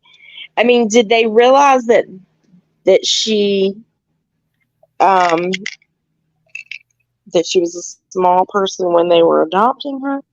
Were they aware of that? You had them know that, honey. They told her that. She works with special needs. Okay, I didn't know that. Mm-hmm. Well, that's really scary as well. Exactly.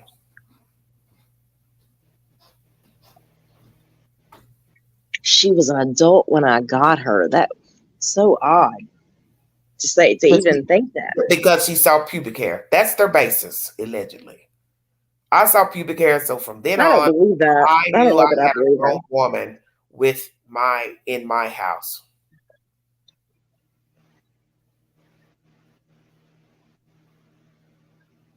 I believe she was assaulted at some point in her life, either at the orphanage or here in the United States.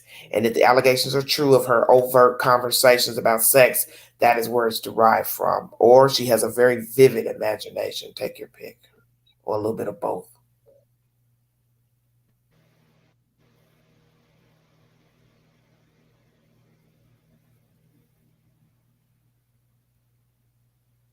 But I believe she's been violated.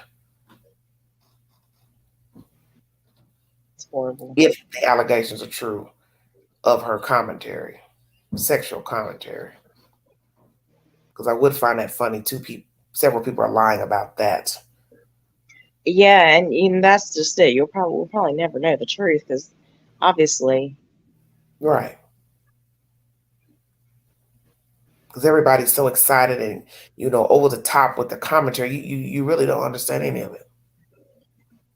Yeah, and it was interesting to hear I guess it maybe was the paramedic or whatever, say that the mother was more hostile than the actual child. Yeah, and making it worse. Strange, very strange. As you heard Miss Judith say, what can we do to these people that are bigger than us? Absolutely nothing. We don't have enough strength to, weigh them down, throw them down, fight them.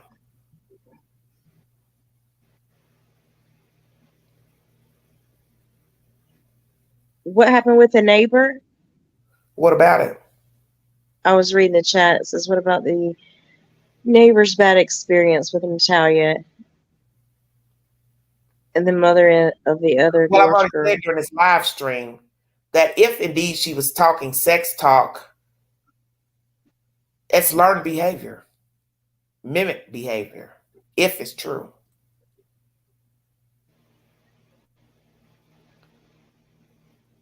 I'm not saying it's not true. I'm just saying if it's true. Then to think of what you were saying about the lady, wasn't it the ex-wife now that was sending pictures and to men, and I didn't get an understanding if that was going on while they were together or when she was separated from her husband. I didn't get a clarification. But the point is, he's also watching porn in the house, so you don't really know what's going on in these people's houses.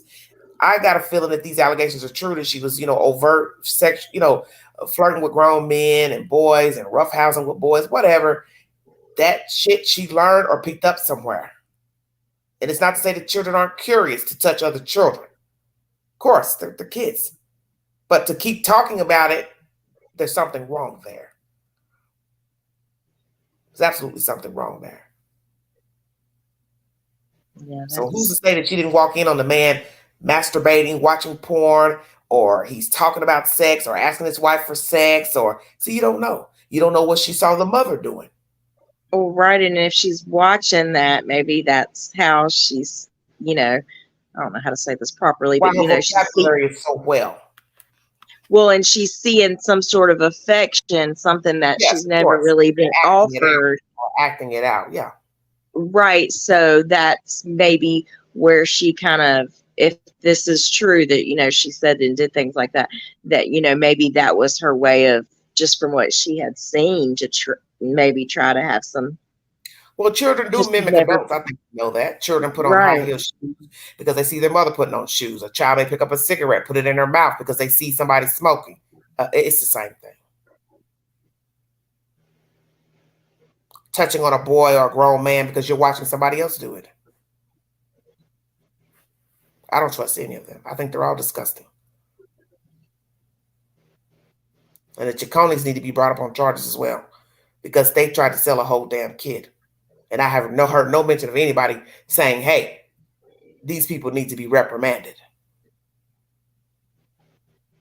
And it's strange they're on a documentary talking about this, to be honest. Yeah, but we didn't hear that. But they're not speaking in the documentary because there's only like 19 minutes left for the episode 6. So I'd like to hear what they have to say. And that will probably be my next video. But where are they? And I'd like to know their reasons for wanting to get rid of the child. Because if all these people knew she was handicapped, then why did you adopt her?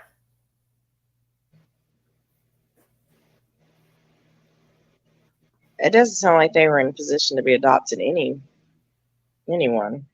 Yeah. And have your own children. You don't need to have children, period. You don't need to have access to children.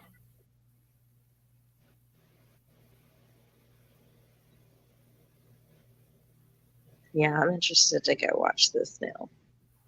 Yes. I hadn't even heard about it. Yeah. Well, it's been talked about the past couple of years. And now the documentary is out. People are talking about it. And also, this summer, they will play her version of events. So I'm looking forward to see if Natalia is going to tell the truth of what happened from her recollection in all the houses that she lived. And what really happened with the Barnetts.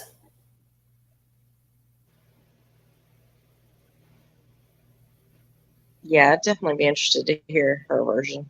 Mm-hmm. Because she feels like she hasn't really told everything. I mean, she did talk to Dr. Phil, years ago, denying the allegations by Christine and Michael that she didn't do those things that they said she did. But maybe she'll be in more depth, give a more in-depth interview. And it's supposed to be a 2-hour documentary this summer.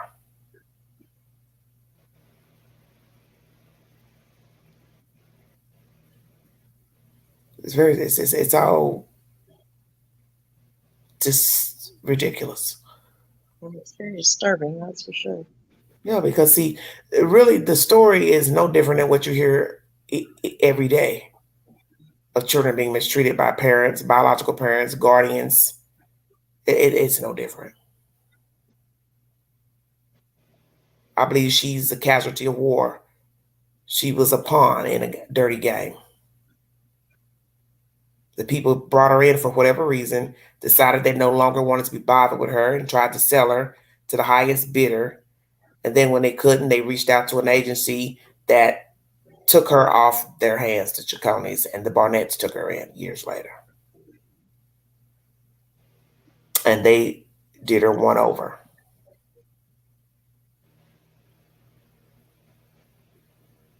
It's odd that they use the word that she scammed us. That's so strange to say. Well, that's why people are so caught up in the hype. Because what did I tell you? If you say it enough, people will believe you. So that's just such an interesting. They're putting in their title. Scam you how? She was a child when she came into the country. How could a child scam you when they didn't choose to come here? What? They didn't choose you. You chose them, technically. Exactly. I mean, it's just a very interesting choice of words. Scam. Exactly. She's an adult. Oh, she had pubic hair, but you're still not using common sense. How the hell did she get off a boat over here? How did she get on a plane over here? How the fuck does a 6-year-old travel from the Ukraine to America our way? No, there may be some scamming going on within these agencies, maybe not being completely She had no bearing on that. Right. That I would not. She was an adult and got in cahoots with an agency to pretend she's an adult. She knew she was an adult to go from house to house. That's basically what you're trying to say as far as a scam. She knew she was a grown person. That's what it sounds like that they're saying is that if, from what the little bit I'm listening to, that they thought that almost like she was in on this. Yeah, that she what? Went to an orphanage, not pretend to be a kid, and then they took her and sent her over here, and then things went awry with these different families. That makes no sense. Exactly. No. Why not go live my life as an adult than try to be a child? But that's what I was gonna say. Yeah. In a sinister way, I could see if you want to play this out as a horror movie. Yes, I'll pretend to be a kid so I can be taken care of and never have to stand account on my own. Yeah, I don't believe that she was in on anything like that. I haven't watched the whole thing, so I don't know, but I don't believe that's the case. I do believe if you want to say scam, then maybe you should use that towards the agency, but at the same time, you knew what you were getting. I don't know, the stipulations as far as how in depth they're supposed to go back and give you information on their history. Well, they're not, because it was a closed adoption, allegedly. That's what Mr. Barnett said. They couldn't tell him anything. But the mother knew something, because for her to say, I've been going through the saga for 17 years, what saga would you be going through if it's a closed adoption? You're not supposed to know anything about where she's at anyway. So somebody had been bothering her or calling her all these years about that kid. And then for her to be all the way at the Ukraine, it's even odd that that many people would be able to contact. You know what I'm saying? Like, it's all very strange.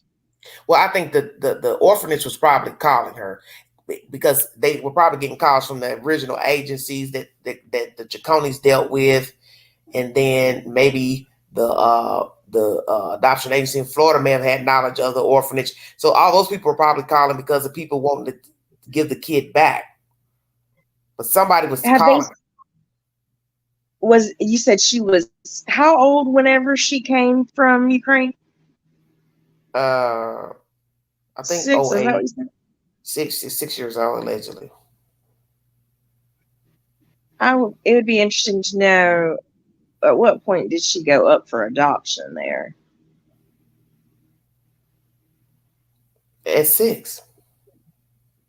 Okay, so I just didn't know maybe if she was in an orphanage there for a while or something. Yeah, see, that's the whole point. You don't know when the mother gave her up. That's what I'm wondering, is when her biologic, that'd be interesting to know. Have not heard how long she was in the orphanage. Just know that she was 6 when she came to the U.S. Allegedly. Hello, honey. But somebody was contacting that mother, and that's disturbing to me. Because why are you calling her? She gave up her rights, so why are you bothering her? Yeah. What is she going to tell you? She obviously didn't want the kid anymore for whatever reason, probably for the same reasons you don't want her, because it was too much work dealing with the kid.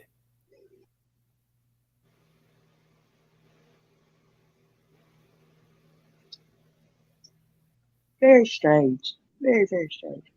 Yeah, she got hoodwinked and bamboozled. That's a terrible way to live, whether you have disabilities or not, to be passed along like a football, tossed here, tossed there.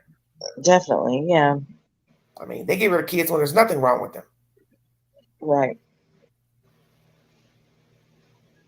So all this nonsense about her age is irrelevant. Like Dr. Phil said, the age has nothing to do with it. The point is, she's a human being. And you just don't throw a person out to the street because you feel like it. That is so absurd. I know I keep repeating it, but I am so stuck on the fact that they left her. Yeah, in an apartment. Anything could have happened to her. And yes, she's running around begging for food and bothering the neighbors and playing with their children. Of course. Yeah. She had no supervision. Lonely.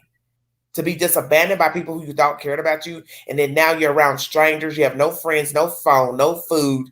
You're not taking care of yourself, your hygiene. You're just in the world. I would say it'd be hard for a young person to go out on their own and live in an apartment and ain't got no friends, no family. They don't know what to do, who to talk to. Ain't got a car, ain't got no money, ain't got no job. I mean, come on. I just don't understand how they expected her to survive. And did they never came back to check her? To fall by the wayside. They've got them saying it. The husband says the wife took her to this poor white trash town, out of the way, an hour out of the way, where nobody would find her, hear anything about her. They was hoping something bad would happen to her. Because I already got the paperwork saying she's grown, so it doesn't matter. We're not really liable. She's an adult.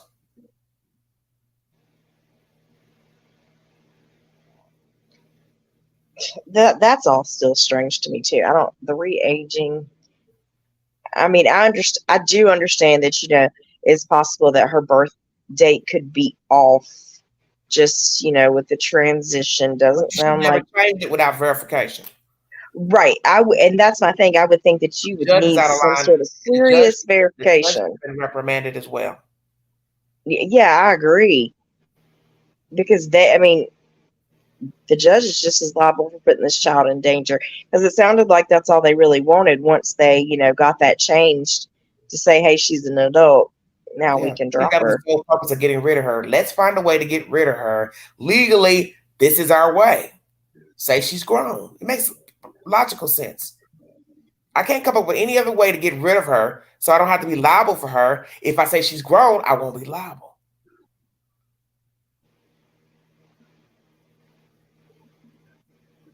Wow. That's what they did.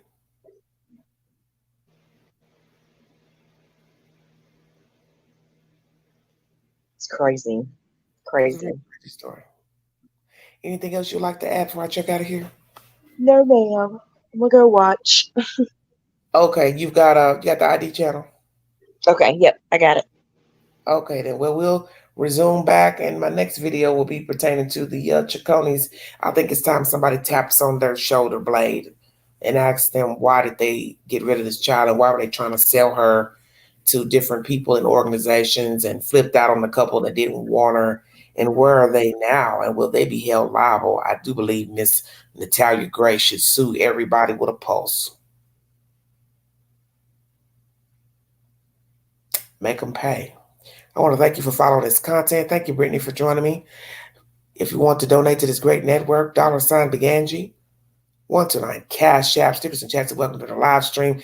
You just heard at the earlier part of this live stream, episode 2 of The Curious Case of Natalia Grace, now airing on the ID Network, HBO Max, Fubo TV, and Hulu. When I get more information pertaining to this very interesting tale, I will bring you an update. The next part of the documentary will air this summer. Natalia Grace will speak and give her version of events while living with the Barnetts. I pray that it is a truthful, factual information, because in the end, everything's a version.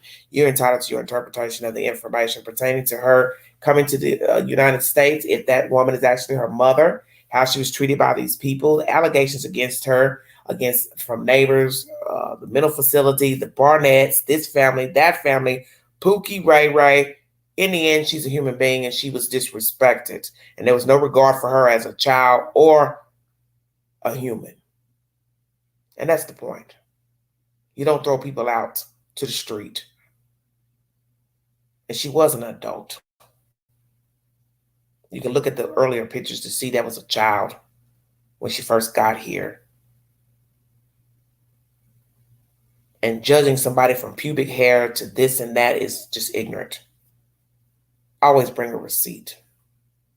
And really, you can't provide a receipt for child abuse and neglect. Everyone needs to stand account for how they treated her. And I pray that she is navigating through life. I pray that she doesn't have any of these wicked ways that she picked up from these nasty ass parents.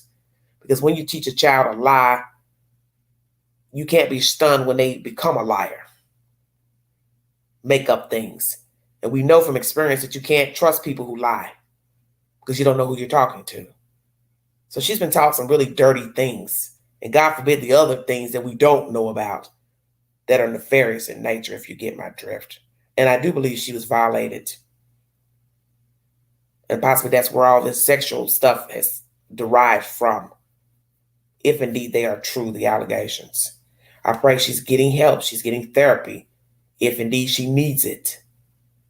Pray she's in the company of good people, good friends, good comrades. She's taking good care of herself. Because in the end, if deemed an adult, she will have to go out on her own and take care of herself. Because in the end, you can't depend on people to take care of you, even as a small person. And there are a lot of small people who do live on their own, and they do hold down jobs, and they even drive cars. So prayers for Natalia Grace. Please go to my community board for said updates and polls. Please take all the polls pertaining to Natalia Grace. I have a lot of questions on there. So please go to my community board to take those said polls and updates. Prayers for the people in Davenport, Iowa, who lost their lives in that apartment building Prayers for those who have not been recovered. Prayers for airplane that went down in D.C. I don't have all that information, but I just saw it in the news break. Prayers for the East Coast. And prayers for our children because they need it. If you see something, say something. Be a part of the solution and not the problem. Mind the children. Thank you for your time. You have been listening to The Vault XL.